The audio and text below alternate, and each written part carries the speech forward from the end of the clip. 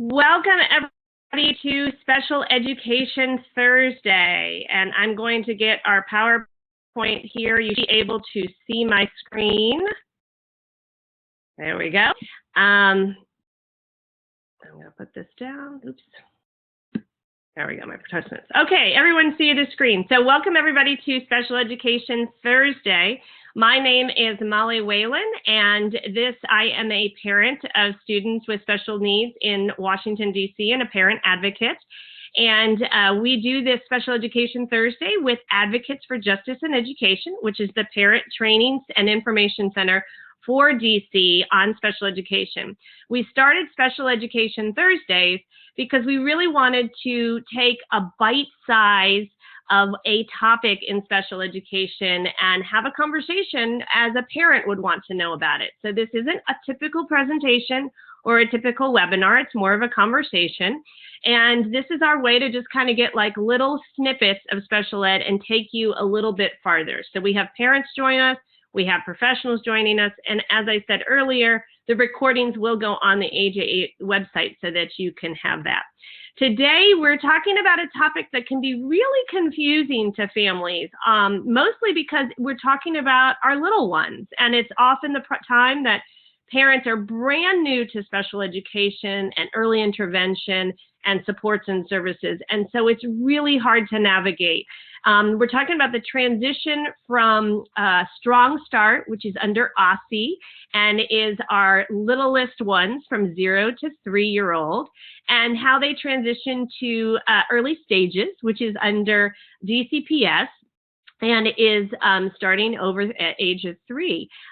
We have two wonderful professionals in DC. Liz Riani is the manager of the Child Find at DCPS Early Stages, and Andreas Alvarado, who is the new director for early intervention at OSSE Strong Start. So I really appreciate them coming because they're going to really let us as parents and professionals know the ins and outs to navigate. So I'm going to welcome them and ask each of them to share a little bit about their work and a little bit about what brought them to this field. So Liz, can we start with you?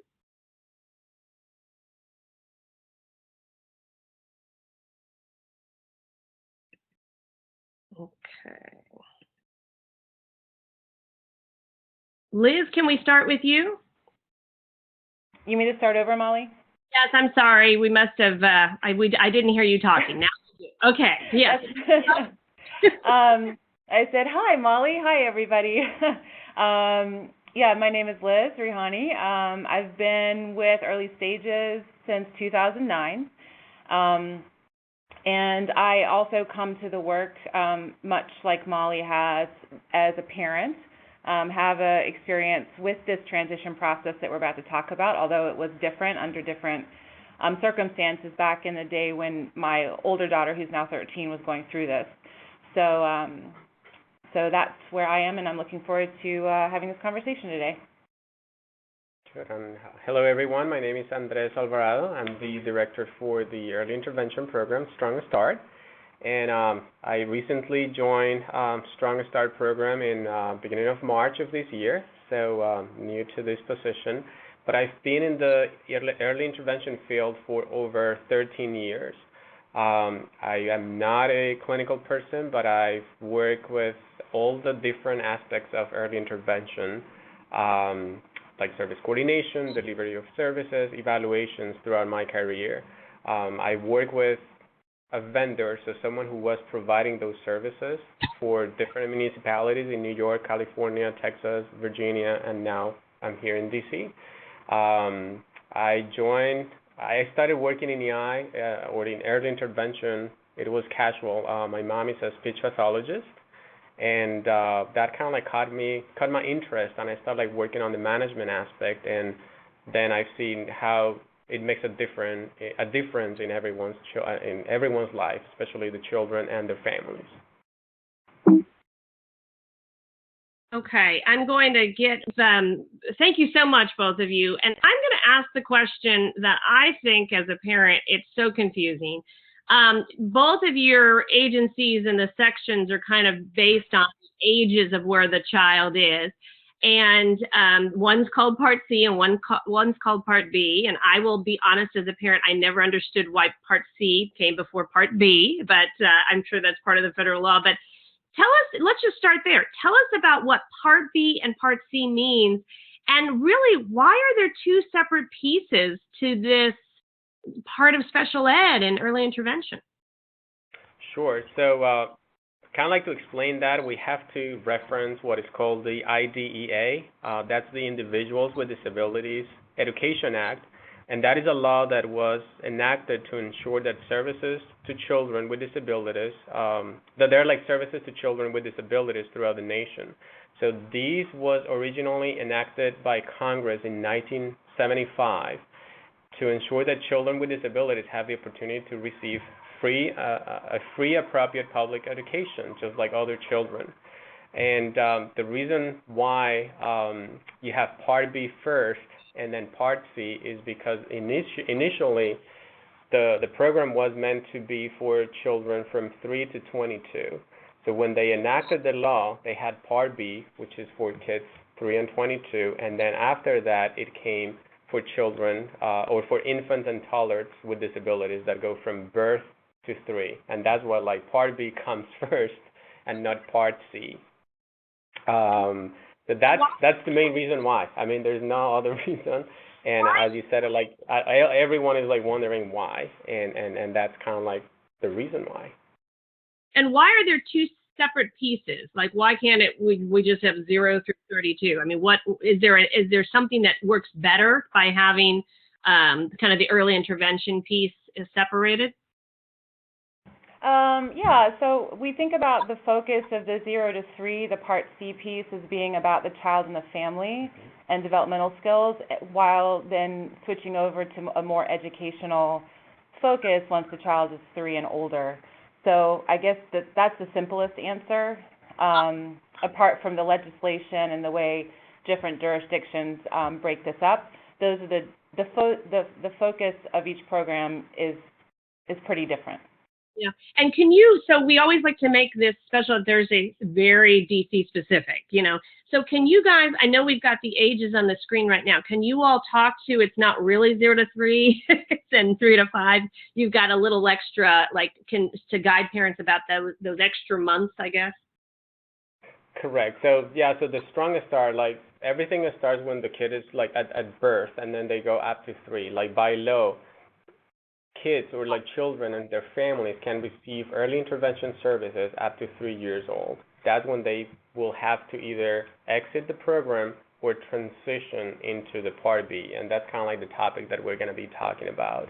But that's kind of like where you have like the 0 to 2 years, 8 months, is because that is the time frame where we have to start like transition to the children. But technically, the kid can stay until before they turn 3 years old. So really, it's when you say 2 years, 8 months, that's kind of like when you're starting to talk to the family about the transition? About that period of time, that's when you have to, we'll talk a little bit more about that in detail, but yeah, that's kind of like when you start like planning for that transition, having the conference, and initiating the whole process, yes. And do all students in DC who are in Strong, or all children who are in Strong Start go to early stages? Not necessarily. We are the lead LEA, local education agency, for this transition process. But for example, we just finished up lottery season. Parents are excited about their placements for the fall. And for a child enrolled in Strong Start, if a parent knows that that child is going to be entering an independent charter school here in the district, I think that child's dedicated service coordinator at Strong Start would probably start with that charter school for this transition process over the summer, if that's when the child is transitioning. But at early stages, we like to say, if there's ever a question about who should be the local education agency, the Part B program supporting the transition process, we can always be the default, regardless of where that child's about to go to school. And so how does the transition work? So let's say a student's getting services in Strong Start and they're getting to that 2 year, 8 month mark. What happens, or what would a parent go through? Sure. Well, everything when for you guys, I don't know if like how the audience like knows about the early intervention, but when a kid is deemed eligible to receive early intervention services, then we have a document or like a plan of service that we write, which is the Individualized Family Service Plan, which is we call IFSP. So during that meeting, that's when we determine what kind of services or supports these families going to receive. And from that day, we, kind of like we start like telling the parents, like at some point, we're going to contact you and there's going to be a transition if the kid is eligible to continue receiving services. So that's kind of like the first time that we talk about transition. We don't go too much in depth because they're just starting with the program. But definitely at 2 years, like when the kid is like turning 2, then the service coordinator will start like discussing those like the transition process with the family. Just kind of like letting them know that at some point we're going to be referring to the, as Lee said, the local education agency, which is early stages, and kind of like letting them know what the process will look like. Then the families always have the option to opt out. So if they don't want to go through that process, they can clearly say, I'm not interested, I don't want to go through it, so they have all the right to do that. And once we get into like the 2 years and 5 months, that's when we have to really notify earlier stages, or if we know what the charter school is, we also have to invite them. And that's kind of like when we really start to talk about it and get the transition plan going. And then on the early stages side, we receive notification every month of children who are eligible, and this is part of the law, children who are eligible to transition to be determined eligible for Part B services, early stages DCPS services. And so at that point, there's always a transition meeting at which the service coordinator for the family at Strong Start and a transition analyst from early stages meet, talk about the transition, talk about what it means to go through the early stages process, talk about how eligibility looks different from Strong Start to early stages, and the kinds of services that we provide versus the kinds of services that Strong Start provides. Many of them are similar, but there are some differences. And then the family can then has more informed consent to move forward with the evaluation and eligibility process with early stages. And of course, like Andre said, it's always their prerogative to simply decline consent. But hopefully, if we've done our jobs properly, a parent leaves that transition meeting feeling fully informed, although it is an enormous amount of information. Sometimes just the idea of having to transition at all is a confusing concept. I remember I felt that way as a parent. Why do I even have to do this? I love my child's daycare. I love the services I'm getting. I love my related service providers. I don't want to do this, but it's the way the system works. So we just want to make sure that the parents feel as empowered and informed as possible by the end of this transition meeting. So let me ask you that. So let's take it through, you've got a parent, they've gone through the transition meeting, they, wake up the next morning feeling really confused. What would you suggest they do? Like what's a good, because not everybody's gonna, like you said, like go, okay, we're on to it. But what's some things that they can do if they're feeling nervous or they're not sure about the, services that they're going to be changing to? Yeah, I think that they have a couple of really good resources. One, they probably have a very strong relationship with their dedicated service coordinator at Strong Start and the related service providers. And these people have a lot of experience transitioning families from Strong Start to early stages. So that's a nice, trusted resource. But hopefully we've also been able to build rapport with that family through early stages at this point. And so if they do have questions about what an IEP might look like, or, most parents' first question is, what school are you going to send my child to receive IEP services? And we're fully aware that that is an enormous question mark for families in the district. Families want to know if we can place their children at charter schools. So the idea of where these services might happen is a big question mark for them. And in that case, they can always talk to the transition analyst that they worked with. We have a placement coordinator, a locations coordinator at early stages who's happy to talk to a family. Of course, we can't promise anything until we've determined eligibility. and determine the appropriate location of services, but there are plenty of people who would be happy to have those conversations with the parent. Let me ask you this question. How is it, because I don't think I know, I went through, as everybody who's listened to these calls know, I have 2 children with autism, and early stages and Strong Start didn't exist in their current form when I went through. How is it decided about what school a child goes to? Let's take the charter situation off. They're coming out of Strong Start, going into early stages, and they're going to be assigned to a DCPS school. What factors are involved to decide what school that's going to be? So first and foremost, the difference between placement and location of services is a huge, we try to be very clear about the vocabulary. Placement has to do with what services are required on the IEP and the appropriate, least restrictive environment for those services to happen. And so our default is always going to be, as much as possible, the neighborhood school in a general education setting. So that's our first go-to. If the child's needs are a little more complex or require a more specialized setting, a more restrictive environment, like a classroom that specializes in autism, or maybe the child is medically fragile and requires a more therapeutic setting, then that's when we sometimes are not able to offer the neighborhood school if that program doesn't exist there. And if Liz, is there a list of the schools who have beyond the general ed, or what? Or let me say this: if you are going to say the location is not going to be the neighborhood school, the closest school, do you give the parents the name of the school, and then can they go visit it? Can they go look at it? What's allowed? Absolutely, it's all allowed. The parent is the absolute driver of this process. We do have certain requirements as far as how to offer a location of services, but we always encourage the parent, don't necessarily judge a book or a school in this case by its test scores. Please go to the classroom, observe the teacher, talk to the principal, look at the facility. You know your child better than anybody, and you also have that. I think parents can trust their gut in a lot of cases and be like, oh, this is not what I expected. This classroom is wonderful, and so I think,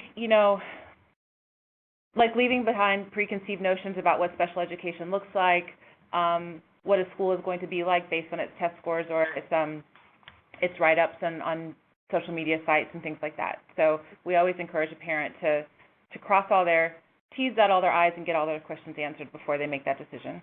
So, I'm all about, again, this is for parents, and, we get out of the compliance piece. I'm all about, so if I was a parent and you had said, hey, here's XYZ school, how do I go about visiting it? What do you recommend they call a certain person at the school, or what's the process? So once the IEP is developed and the location of services has been offered, early stages can facilitate that visit. Absolutely.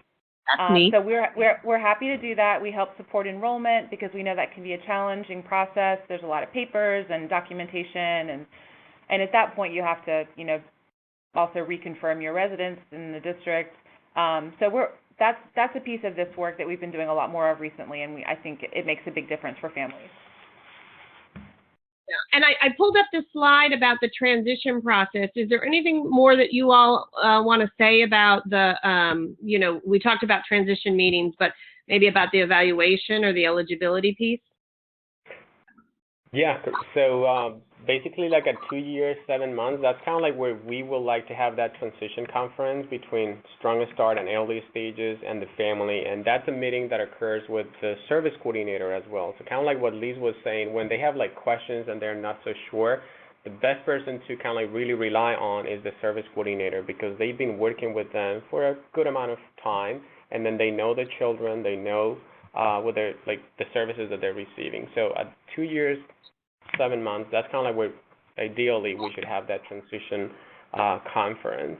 Then after that, once they decide that they want to continue with the process, then that's when there's a determination of eligibility. So that's when we go and do an evaluation, an assessment, and then we we send that information to earliest stages, and then with that information, they're going to determine eligibility.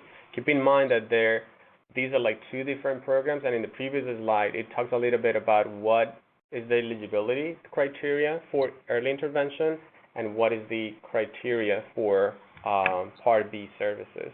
So someone who was receiving services through Part C might not be eligible or qualify for services with Part B. And what does that, when you say not eligible, what does that look like? Can you give us like a case example of a student or what services they might be getting or where they are and why that wouldn't go forward? Yeah, I think, and that goes back to one of your earlier questions, Molly, about the difference between the programs. So we are highlighting that Strong Start's main focus is the child's developmental needs, and that includes the family. So it could be that the child's developmental needs, they've met all their goals, and that early stages will not be able to determine what we require for eligibility under Part B, which is called educational impact. And because these services are educational and no longer developmental in nature, we have to determine educational impact and diagnose that child with one of the IDEA-defined disabilities. And so it's that that criteria checklist that we go through that sometimes finds children ineligible. So in basic ways, when you're saying ineligible, it sounds like it's a negative, but what in essence it means is the child is developed enough where they're kind of on par with their peers or at a level that they can, continue on with their peers and don't need those supports and services anymore. That's absolutely right. Thank you so much for putting it that way. Yes, they did it. This is the power of early intervention, is that the whole goal is to set these children up so that they start school with their peers at the same level as their peers. And so, yes, you're absolutely right. So it's a good thing. Yeah, well, and I think the reason we're also talking, and I think we try to make these sessions really frank, is that these services and special ed and different pieces in DC have been challenging for families for a long time. So I think that there is that mind shift that, I want these are all these extra pieces and maybe these are helping. But I think that the element that sometimes is missed is the goal is to get the child kind of on par with where they need to be for their age and their peer group. And ineligible, as I said, sounds negative, but oftentimes it means a good thing that they're at that point. Yes, of course, and that's definitely not to say that the child wouldn't benefit from some supports in school, but they wouldn't be special education related. It might be an accessibility issue that could be addressed through a 504 plan. It could just be preferential seating in a classroom. It just could be having that conversation with the teacher at the beginning of school, but yes, not special education. I switched to a slide about transition and eligibility and parent choice. I think we've kind of covered different things, but just want to make sure, is there anything either of you want to share about the information you provided on the screen now? I think I'm going to let Andres talk a little bit about the extended option, because this is a huge point of confusion for parents. It's only been about 3 years old now, so it's still confusing to us sometimes too. Yeah. So the Part C has an option to offer what is called an extended option. So what it means, it allows if a child has a current IFSP and then is determined eligible to receive Part B services, we allow them to continue under the Part C program until the first day of school after the child's 4th birthday. So what it means is that, the child has an IFSP, then it's determined eligible to receive Part B, but the family has the option of continuing to receiving Part C services. And that's when you continue to provide services in the child's natural environment, which might be home, community, and a lot of often parents like that because they want to continue to receiving those supports. So that's one of the things that has been, I think it was introduced in 2014. And it's not a mandated option that every single state has to have it. A lot of municipalities around here do not offer it, but DC has it and is a good option for the families. And then, let's get over, because we've just got, I know the time always kind of flies on these. We always talk about Special Education Thursdays. It's a bite size, and so I always have to guide our guests and say we just want 2 or 3 resources, because so often with parents we get so much either paperwork or information, and it gets a little daunting. So our 2 terrific guests gave us 3 resources, and I'd love for you all to share. The first one is I think it's just the Strong Start Early Intervention Program, but maybe it's a little bit more to it. Yeah, correct. That one is the main link to our program. And like any questions that parents might have, they just can call. There's a phone number over there, and they can call us, and we can help them, guide them, and explain the process. We're always working with the community, so that we can help more families, identify more kids that will benefit from these services. So we have, our child find units and our people, visiting child care centers, hospital centers, to help more families. But definitely, that's the main website that they can contact us and find more information. I think it's worth it to say, because we're all believers on this piece that. Parents are the first, educators of a child, and you often know when something's not right. And I think all of us would agree that to tell any parent, if it just doesn't feel right or you're worried about your child in that free range, a phone call or an email is so easy. And you might find, after evaluations, they're doing okay, but it's such an easy call, completely free, and really gives you the information of where your child is at. Correct, yes. Right. And then early stages, they have a terrific site as well. Liz, anything you want to highlight on that website? No, all our materials, and I think Strong Starts are also in all 5 official languages, non-English languages of the district. So we're trying to make this as universally accessible as possible. And we have our old archived newsletters there, all of our handouts and frequently asked questions are pretty easy to navigate. That's great.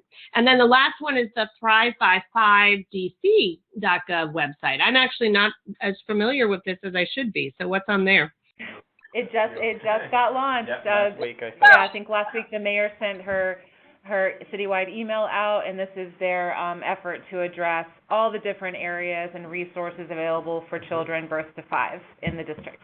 Yeah. So does it have a lot of similarity, or has a crossover for both of your websites, but this is kind of like a one-stop shop to guide you? Is that?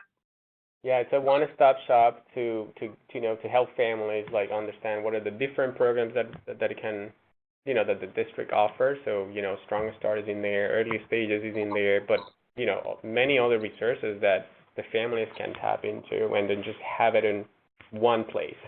Now that I have to kind of Google and figure out this or that. No, it's everything in one place, and it's a really good initiative that by the mayor's office. Yeah. Terrific. Well, I've often said doing these webinars, I always come in thinking I'm pretty good, and then I always learn something. So clearly I missed that mayor announcement. The emails coming through, I probably have to still read, but that's great to know. It's really nice to see more of those connectivity. I think that again, it's been such a challenge in the district, and to have more of that connectivity and different places for parents to find information really makes a difference. So I really think that's terrific. But thank you both so much for sharing. I know it for you all, your knowledge is vast, and I know it's probably a challenge to just do 30 minutes in this narrow piece, but I hope we answered a few questions about just that dicey little time of transition, but hopefully we can maybe have you guys back to talk about something else, or maybe dive a little deeper into the early part of early intervention, or if you have any other ideas, let me know. And I will also tell everybody that the recording will be up on the website probably within the next 2 days, maybe not today, and we'll have that. And our next Special Education Thursday, we hold them every other Thursday, so our next one will be in 2 weeks, Thursdays at 12:30. Thank you all so much. Thanks, Molly. All right, Molly, have a good one. Bye.